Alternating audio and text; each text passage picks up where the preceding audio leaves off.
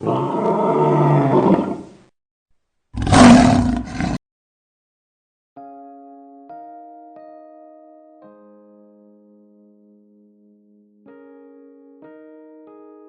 your cosmic subconscious can guide you. All the water in the reservoir is awaiting for you to turn on the tap. Turn the tap and thousands of gallons of water are at your service. In a similar manner, all the powers of the cosmic kingdom within you are waiting for you to release them. And as you do, the infinite power within you will respond and be active in your life, enabling you to bless mankind and yourself in countless ways. Your subconscious can guide you without error. The fields of science, art, industry, and religion need men and women of high vision, courage, confidence, and fortitude who are capable of drawing from the infinite powerhouse within each person. Had Sir Winston Churchill yielded at the first assault of the enemy, England might have been lost to the invaders. However, Churchill's inseparable faith lifted up all his countrymen and gave them a new spiritual vision. The biographies of Abraham Lincoln point out that he was a complete failure until he went into the service of his country. You could look upon his failing as stepping stones to success in the preservation of our Constitution. Lincoln realized and thoroughly understood that to perceive what is the right course of action and then not to follow it is the hallmark of cowardice. The source of Gandhi's tremendous spiritual power. Mahatma Gandhi's early life was ignominious and hellish. He was beaten, kicked, and thrown into jail, and many assassins tried to kill him before his tragic end. Unswervingly, however, Gandhi kept on with his great work, persevering and never compromising with his principle until the untouchables were freed from centuries of serfdom. His faith in cosmic justice, his singleness of vision, and his courage to act brought wonderful results. Gandhi said, "Faith is nothing but a living, wide-awake awareness of God within. He who has achieved that faith wants for nothing." How a diplomat's wife increased her graciousness. A young lady approached me after a lecture in a town hall in New York and said, "A young man in the diplomatic service has asked me to marry him. I am terrified, though, because I know I will have to entertain, but I know nothing about diplomatic etiquette or the proprieties and dictates of diplomatic society." I suggested that she attend one of the better charm schools in New York. I had noted that her voice had a ring of acidity, and I advised her to practice continuously the imparting of loving kindness in her words by following the injunctions of the Bible. "Let your words be like apples of gold and pictures of silver, and let your words be as a honeycomb, sweet to the ear and pleasant to the bones." Proverbs 25:11 and 16:24. Following my advice, she practiced morning, noon, and night, for several months, pouring love, kindness, and goodwill into all her speech.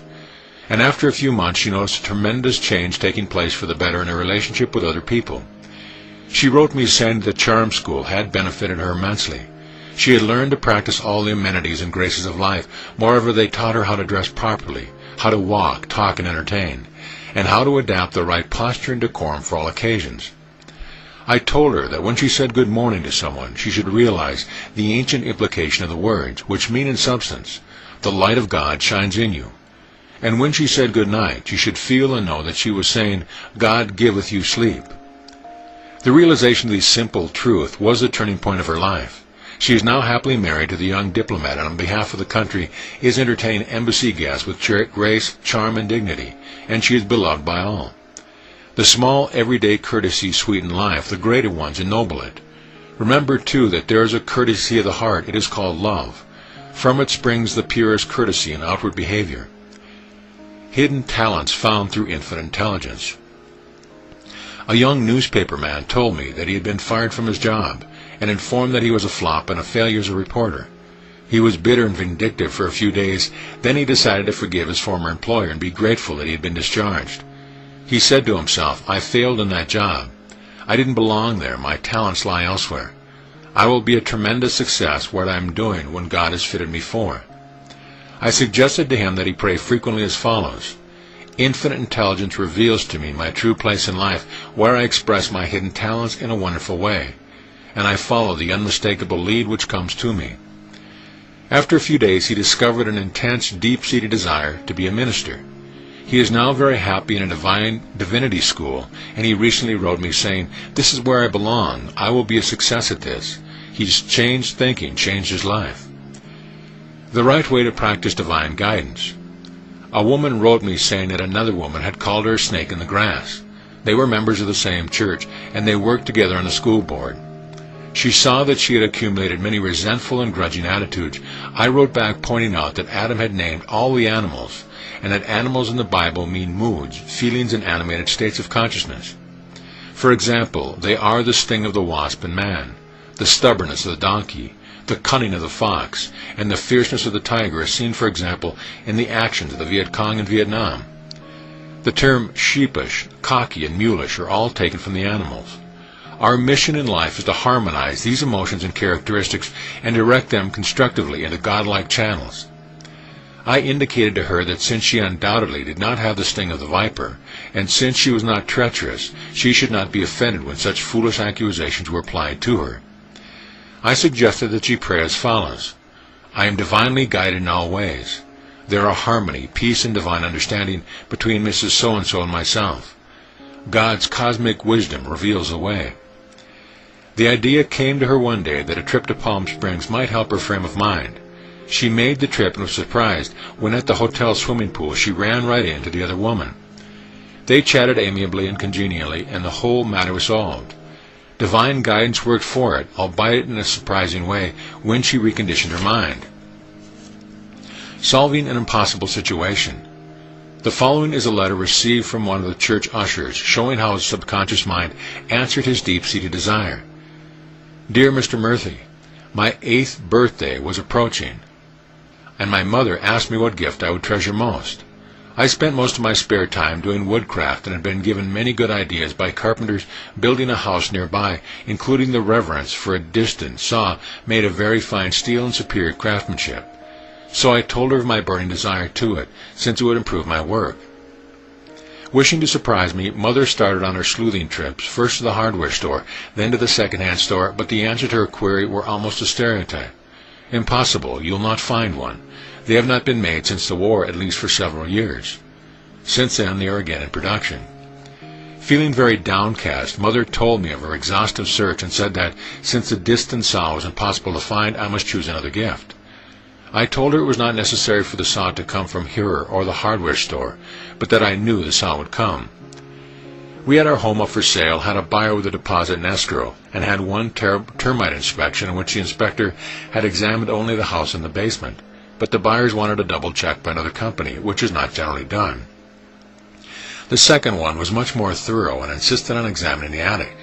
After about an hour he returned down to the living room with a beautiful old saw with a hand-carved handle, and engraved across one side in flourishing letters was the word distant.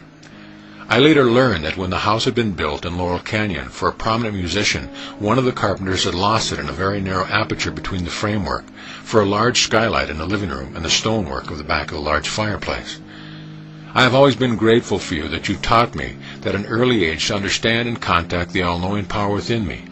Your friend, Roger Conrad. At the age of 8, this young man discovered the powers within his subconscious, and today he is one of the great lights in the field of architecture. Become the master of every situation. The Bible says, Behold, I send you forth as sheep in the midst of wolves. Be ye therefore wise as serpent, and harmless as doves. Matthew 10:16. In other words, be perceptive and discerning enough to see what's going on. Be on the qui vive, be vigilant, astute, and open both to inner guidance and counsel from without. You also must play the role of the dove, which is a symbol of purity and peace, that is, to be gentle in your approach, but at the same time be firm and refuse to compromise with the truth. Be firm but kind, like the trainer of a wild horse. He lets the horse know he is the master, but he is not cruel and does not beat him. Blend together these two attitudes, and you will release inner powers that will give you mastery over all of life's continually changing situations. Getting ahead using cosmic truth. The dictators, despots, and tyrants of the world wear a false mask. All of us remember the braggadocio of Hitler and the vain blustering of Mussolini, Stalin, and others. Each of them was covering up his deep sense of insecurity, inadequacy, inferiority, suppressed rage, and self-loathing. Many people continuously practice dissimulation, feigning and pretending to be what they are not. One man said to me, all I need to get ahead is a good publicist to misrepresent me and to tell people how wonderful I am, and then I would make the headlines. His idea was that prevarication, misrepresentation, and perversion of the truth was the way to get ahead. No. You get ahead by adhering to the fundamental truth of life and to the principle of life which never fail, which are the same yesterday, today, and forever. Use the cosmic power and win outstanding victories. Madame Curie was interested in alleviating the suffering of mankind. She labored hard in the vineyards of life to bring forth her discovery. She toiled in the stifling heat of summer and in the icy cold of winter, persevering to the end. She faithfully continued until the great dawn of victory appeared. She was true to her inner power and never gave up. Her vision was directed towards victory, and her absolute faith and unshakable devotion have blessed mankind. The world rightly has acclaimed her as a genius, as a great benefactor of mankind. The man with the right outlook on life does not deviate from his goal because of wintry snows or rains, or because he has failed many times. He knows that one source of achievement will wipe out hundreds of failures. Furthermore, he knows that the so-called failures were not failures at all, but were stepping stones to his triumph and glory. Learn to be yourself. Let go of all sham, pretense, affection, imitation, and empty show. Pretense and pomposity reveal a sense of deep insecurity, inferiority, and self-rejection. Get a new estimate or blueprint of yourself. When you recondition your mental attitudes and cast out negativism, ill will, criticism, and self-condemnation, and instead fill your mind with constructive thoughts of harmony, health, peace, joy, and goodwill, you will be transforming your life for effectiveness in the years that lie ahead. You are literally what you think all day long. Think according to the principle of life and the eternal verities, and in this way you will gain confidence, assurance, poise, and balance. Align yourself with the infinite source of life, and let life flow through you as abundance, security, right action, and true expression. Thinking makes it so for you. Today, you are what your thoughts have made you. You are the sum total of your thinking. You have charge of your own life, and other people, conditions, and events have nothing whatever to do with your success, happiness, or destiny. You can make yourself sick, poor, and unhappy by the nature of your habitual thinking. You can even kill yourself by your thoughts. Affirm frequently as follows: My faith is in God, His cosmic wisdom, and in all good things. I live in the joyous expectancy of the best, and marvelous and unforeseen wonders come into my life every day. Wonders will happen in your life as you write these truths in your book of life, or your subconscious mind. Have faith in the responses of your deeper mind to your conscious mind's thinking, and you will prosper along all lines. How to gain faith yielding real benefits. A man said to me, I had absolute faith that my thoroughbred would win the race. I explained to him that it is impossible to have absolute faith in anything but the principle of life and the working of the laws of his subconscious mind. Principles and laws never change. They are eternal, immutable, and timeless. The horse in question dropped dead in the race. It is impossible to have absolute faith in the outcome of a race, an interview, or any other event in life. I pointed out to him that his faith should be in God, His cosmic gifts, and in all things good, and with that accomplished, success, prosperity, and happiness would be assured him in the ways he knew not of. I explained to him about the girl who had positive faith that she would marry a certain man. The marriage was arranged. All of us waited in the church, but the groom never showed up because he had died in a taxi on the way to the chapel. She then realized that she did not control his life or destiny. She looked upon the matter philosophically, however, and said, well, God has another plan for me, and He will send me another husband who will be my perfect partner. And some time later she met and subsequently married a wonderful young man. People say to me, I had perfect faith that I would win the Irish sweepstakes. This is not real faith, as there is no guarantee that the horse will run as you expect. Have perfect faith in God, His love, His laws, and His cosmic guidance, and you will never fail or want for any good thing. Have a deep-seated conviction in the laws of mind and in the ways of God, and your ways will be paths of pleasantness and lanes of happiness. How faith in the God presence overcame failures. A motion picture director told me how he had prayed for success, peace, harmony, and a wonderful outcome for the picture he was directing. However, things did not turn out the way he expected. Many of the members of the cast got sick, and the weather on location remained very bad. The whole thing was a failure. He said to me, I imagined and envisioned success and a constructive outcome, but I don't control the weather, the sun, moon, or stars, or the lives of the actors and actresses. I realize, though, that it is impossible for me to fail in the long run, as I believe in the principle of success. and as I am one with the infinite.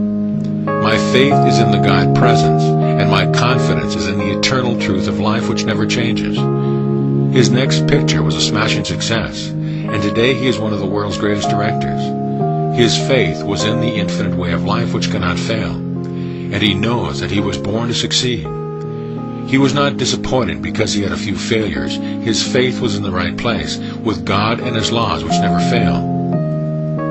He said to me, I can't have absolute faith in the weather, or that Tom Jones will be alive tomorrow, or that the man I am going to sign a contract with will be there to sign. But I have absolute faith that God is God, and that is enough for me.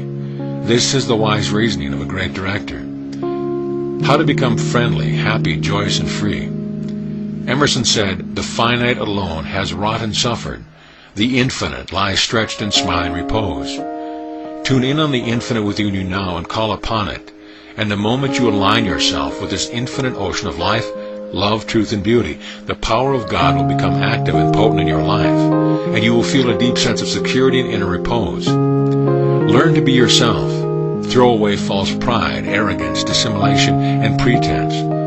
Honor and exalt and praise the God self within you. Give your allegiance, devotions, and loyalty to the God presence within you, and recognize it is as first cause. This is loving God, and when you love God, which is the self of you, you will be natural, real, genuine, and human, and you will enter into the joy of the Lord and the laughter of God. Summary.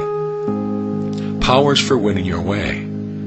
Your so-called failures are but stepping stones to your success. Faith is nothing but a living, wide-awake awareness of cosmic power within you. He who has achieved that faith wants for nothing. Practice morning, noon, and night, the pouring out of love, kindness, and goodwill to those around you, and you will notice a tremendous change taking place in your relationship with people. When you seek guidance, affirm feelingly, I am divinely guided in all my ways. God reveals the way. The answer will come clearly into your conscious mind. You get ahead in all endeavors.